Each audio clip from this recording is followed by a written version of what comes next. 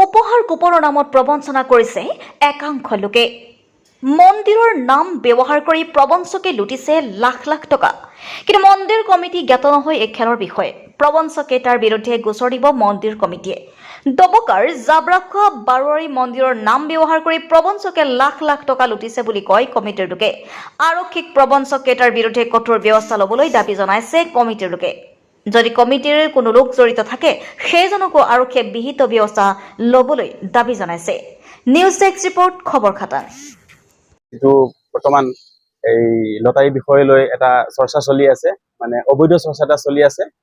অবৈধ লটাৰী খেল পতাৰ অনুষ্ঠিত কৰাৰ বিষয় লৈ পেলাই আমি কেইদিনমান আগত আমাৰ কমিটিৰ মানুহে, বাৰোৱাৰী কমিটিৰ মানুহে ইজনে আনজনক, ইজন কমিটিয়ে আনজনক সদস্যক এনেকৈ ফোনা কৰি বহুত দিনৰ পূৰ্বে আমি শুনা পাই আছো যে এজনে কয় সদস্যই, তুমি জানা নেকি? মইতো নাজানো। আৰু এজনে কয়, তুমি জানা নেকি? মই নাজানো।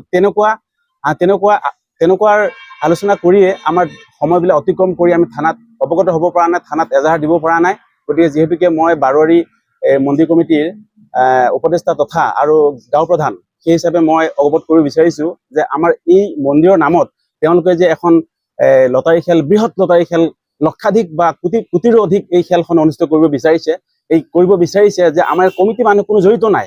এতিয়ালৈকে জানামতে আজিকোপতিত এতিয়ালৈকে বৰ্তমানলৈকে আমি জানামতে কোনো ধৰণৰ ইয়াত কমিটিৰ কোনো ইয়াত অৱগত নাই আৰু আমাক জনোৱা নাই। গতিকে কোনো দুষ্ট প্ৰকৃতিৰ যি এইটো লটাৰী মাফিয়া, এইবিলাকে এটা প্ৰলোভন দি পেলাই আৰু তেওঁলোকে নিজৰ স্বাৰ্থত, কালি আমি থানাত আমাক মাতিছিলে, মাতাক আমি এটা আলোচনা কৰিলো। কমিটিৰ মানুহে আলোচনা কৰাত আমাক এটা ইনষ্ট্ৰাকশ্যন দিছে যে আপোনালোকে এটা কাম কৰক, এই যিবিলাক মানুহে ফোন কৰি থাকে সেই ফোন কৰা মানুহবিলাকৰ ফোন নম্বৰটো লওক, স্কেনাৰ লওক, কেনেকুৱা ক'ৰ পৰা কৰিছে। তেতিয়া আমি ক'লো যে তেওঁলোকে যদি ফোন কৰে আমি ৰিফোন কৰিলে তেওঁলোকে নকৰে।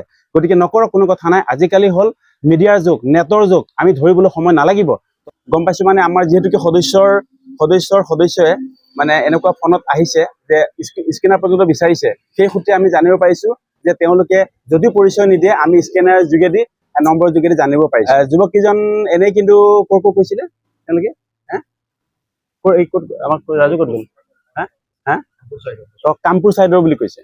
আৰু অলপ আগত কোন কৈছিলে? ইফালে এই কুন্দলি ন, ইফালে কুন্দলি বুলি জানিব পৰা মতে, কিন্তু নিৰ্দিষ্ট পৰিচয়টো নিদিয়ে। ঠিক আছে, আমি বিষয়টো এইটোৱে জানিছো যে আমি এই মাত্ৰ 2 মিনিট আগত, 3 মিনিট আগত মই যে কৈছিলো যে আমি আলোচনা কৰি আছো, আমি যে ইয়াত কোনোদিনাখন ইয়াত লটাৰী খেল হোৱাও নাই আৰু কমিটিয়ে জানাও নাই। আমি ইজনে আনজনক এই সময়খিনি সুধি আমাৰ সময় অতিক্ৰম কৰি আমি জানিব পৰা নাই। আমি ধেমেলীয়া বুলি ভাবিছো, নহয় নেকি বুলি তেনেকুৱা ভাবি থকাৰ কাৰণে, আলোচনা কৰি থকাৰ কাৰণে আমাৰ সময়খিনি অতিক্ৰম কৰি আমি জানিব পৰা নাই। আমি জনাত, বৰ্তমানলৈকে জনাত যিকেইজন আছে বৰ্তমান, এতিয়া সুধিব পাৰে, যিকেইজন বৰ্তমান আছে তেওঁলোকে মনে প্ৰাণে দেহা আমি সুধিছো ইয়াত আছে নেকি, যদি কোনো ইনভলভ হৈ যদি আছে কওক।